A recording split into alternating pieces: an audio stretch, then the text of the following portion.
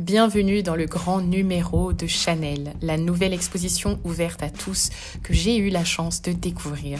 C'est à travers un parcours inédit, olfactif, artistique que la maison Chanel célèbre ses parfums emblématiques. Dans le cœur de Paris, à 2 pas de la Tour Eiffel, la maison Chanel fait son show et dévoile une collection de produits exclusifs.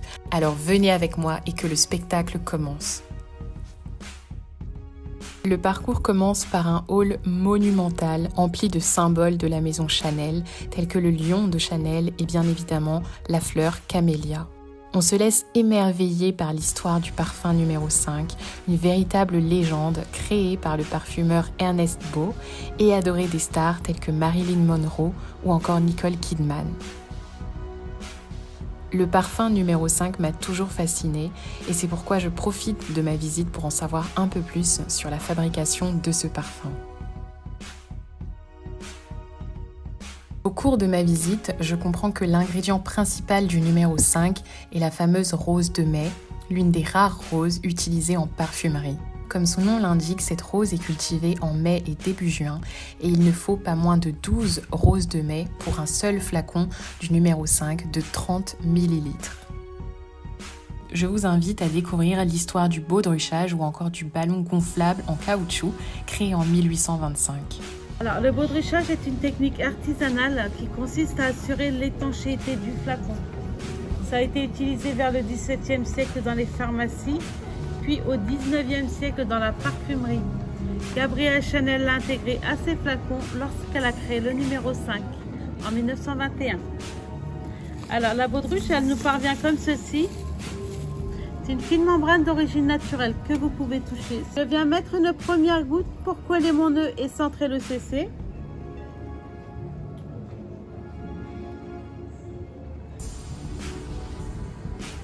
Et une deuxième goutte pour la grosseur de mon cachet et pour la finaliser.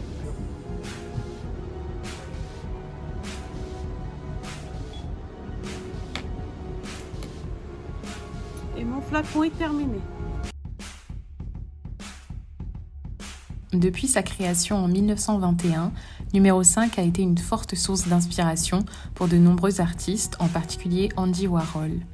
En 1985, l'artiste phare du mouvement pop art utilise sa marque de fabrique, la déclinaison, pour créer une œuvre composée de 6 bouteilles de parfum Chanel numéro 5. Vivre, c'est prendre plaisir à la vie, obéir à ses propres règles et ses propres désirs. Tel est le message derrière le parfum Coco Mademoiselle, créé en 2001 par Jacques Polge. Cette partie de la visite nous plonge dans l'univers de Gabrielle Chanel, femme moderne et surtout libre d'aimer. Coco Mademoiselle réveille et sublime la féerie qui sommeille en nous, aussi indomptable que fragile et délicate. Le message de Chanel sur Coco Mademoiselle est le suivant. Coco Mademoiselle est un parfum à s'approprier, que l'on porte pour soi. Les femmes qui achèteront Coco Mademoiselle auront sans conteste l'impression d'être des femmes fortes et libres de leurs actes. Dans cette salle d'exposition, on retrouve bien entendu le savoir-faire de la maison Chanel, en passant par le maquillage, la maroquinerie et le prêt-à-porter.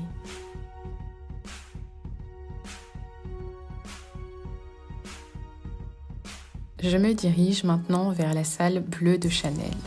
Bleu de Chanel est une autre icône de la maison. C'est un parfum masculin créé en 2010 par Jacques Polge et incarné pendant plus de 12 ans par l'acteur français Gaspard Ulliel, disparu tristement en janvier 2022. Comme me l'explique l'une des assistantes, Bleu de Chanel existe en 3 différentes déclinaisons et c'est à moi de choisir l'intensité de mon parfum. D'abord, on a l'eau de toilette qui est fraîche et élégante. Ensuite, on a l'eau de parfum qui est plus intense et charismatique. Et enfin, on a le parfum qui est raffiné et puissant. Chanel est également une maison de haute parfumerie. La maison lance en 2006 sa collection Les Exclusifs de Chanel, où elle élabore des parfums raffinés. Chaque édition puise son inspiration dans l'histoire même de la maison et la collection compte aujourd'hui 16 fragrances avec les légendaires Gardenia, Bois des Îles, Cuir de Russie ou encore Misia et Boy. Lion, nouveau-né de la collection, arrive en 2020. C'est l'animal fétiche de Gabrielle qui en fait un motif récurrent de ses créations, ornant de ses contours les boutons de ses tailleurs, les fermoirs, les sacs ou encore les bijoux. Ainsi s'achève ma visite du grand numéro de Chanel à Paris. Entre fascination et émerveillement, je repars en connaissant mieux l'ADN de la célèbre maison.